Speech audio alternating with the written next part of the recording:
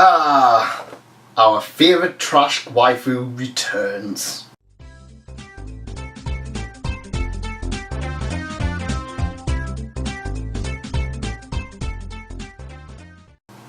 Hello and welcome.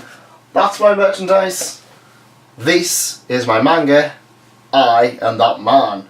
And today we are looking at Umaru-Chan, or Himouto Umaru-Chan, Volume 2. Now, Umaru-Chan is one of those, like I said, I've spoken in the past. It's a love-hate kind of thing.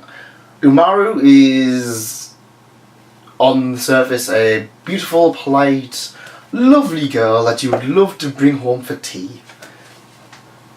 On the inside, she's a trash weeaboo. Just like all of us. She's very lazy, she's pretty obnoxious, and she's quite abusive to her older brother. However, the series itself is quite fun, and we do see a little bit of an improvement in Volume 2 with Umaru, in that she does start to think of other people rather than just herself. So this one kind of is it focuses on Kiri, I don't know how you pronounce her name, and that she discovers Chibi Umaru, which I couldn't figure out. It's like, I thought Chibi Umaru was just kind of Umaru with the hoodie on. I didn't realise she genuinely does transform into like something else. And it's like, there's a lot of characters where they just don't really figure it out because she's all tiny. I was like, so your younger sister? And it's like, no, it's just the same girl, only she's wearing a hoodie. It's literally, there's no difference. And then they're like, yeah, they kind of, some characters treat her as different ones. So yeah, Kiri is a fun character. She's socially awkward.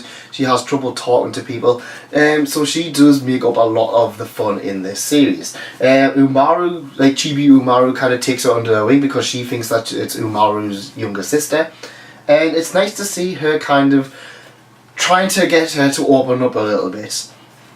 There's a lot of nice little fun stories. There's one where her brother gets ill and she's kind of got to look after him. There's one where her and Kiri and the older brother play the game of life, which is actually recreated into the in the manga as well, which I thought was a nice little addition.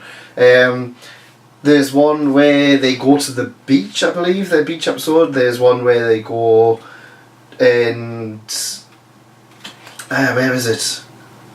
Oh, there's one where Umaru and her big brother are watching a scary film, and then it really scares Umaru, and she has a whole horror experience.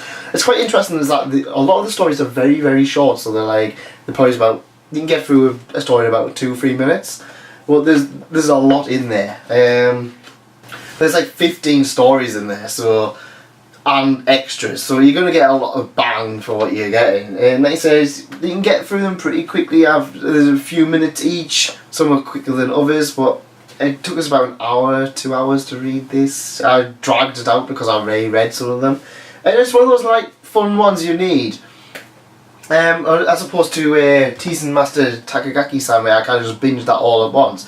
This is one where I was just like, oh, I haven't really had a good day at work, I'll just pick up Umaru, and it's like, oh yeah, I can enjoy a few chapters of this without being like too in depth. There's some things in here that aren't in the anime as well. There's the one where they go walking together, and Umaru starts to find a passion for walking, and yeah, I was like, oh yeah, that wasn't in the anime, brilliant, because I read this and I was like, oh, you know what, I fancy watching the anime again, so I rewatched it.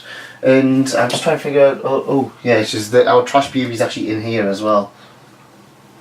There we go, with her collar. But yeah, I was just trying to figure out where she was. I was like, oh, I can't see her. But yeah, it's a fun series. I have issues with Umaru, but she's grown. And more so in this than the anime, I feel. The anime, I feel, kind of drags stuff on where, like, even if she was growing a little bit, she was then backtracking and stuff like that. I mean, there is some things where she's kind of like, you kind of like, if I did that.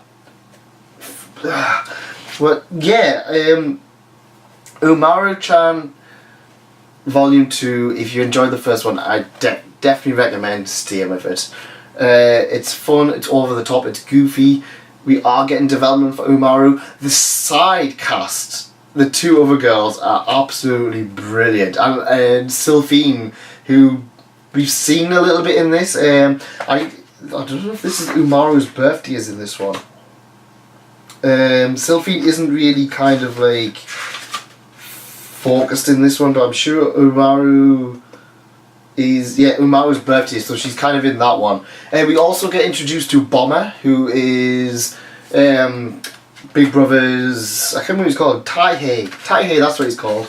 Big Brother Taihei's co-worker, who is also Kiri's brother as well, but they don't really meet up, and it's kind of like, it's just kind of just hinted, it's like, oh yeah, these actually are more connected than you realise. And we do discover in the anime that Sylphine's big brother is the other otaku guy who works with Taihei as well. And it's nice.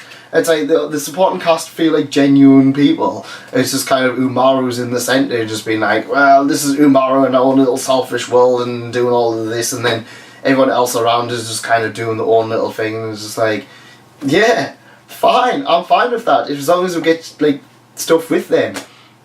And that's what I've enjoyed about the series. Umaru has issues with Umaru, but the supporting cast, the comedy, makes up for it. And like I said, Umaru is improving. Ever so slightly, but she is improving. That's it from me. Thanks for coming, and thanks again for staying. Goodbye. Did you enjoy that? Well, we've got some other stuff on the site if you want to have a little bit of look. Nendoroids, gaming, One Piece merchandise, it's all kind of there. So if you click around here, you'll be able to subscribe or at least have a look on the channel. Also, there's some other things just around here. Thanks for coming, and thanks again. Goodbye.